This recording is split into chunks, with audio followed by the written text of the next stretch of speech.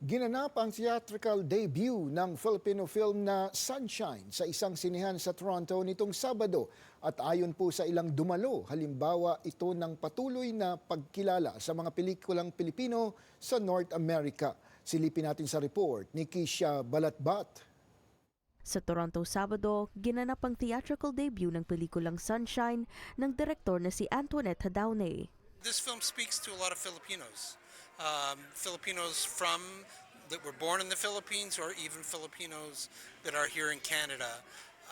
It's a very important story about a young girl who's aspiring to be in the Olympics as a rhythmic gymnast, who finds out that she is pregnant, and the decision that she has to make whether to abort the baby or to have the baby and not go to the Olympics. Ipinalabas ito sa Toronto International Film Festival o TIFF noong 2024 at naging bahagi rin ng pelikula sa lineup ng Cine Film Fest noong 2025.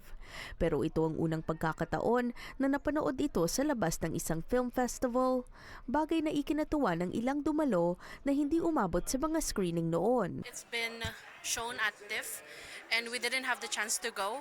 So this is the only time that it was shown on Cineplex website. So might as well see it. We heard about this film last year at the Cine Film Festival, but we didn't get a chance to see it. And so when we heard that it was going to be screening again today, we're like, we got to go see it. We got to watch it. Supporting Filipino art and Filipino movies, getting into the mainstream is just fantastic. So we're here to support. Ikinatuwa rin ng ilan na mas nakikilala na ang talento ng mga Pilipino pagdating sa paggawa ng mga pelikula. Sunshine represents a lot of these independent filmmakers and their voices and their stories coming out into the mainstream. This is kind of I would say, the tip of the iceberg. We've seen so many things happening in the industry with Autumn Arkapaw winning Best Cinematography for Sinners.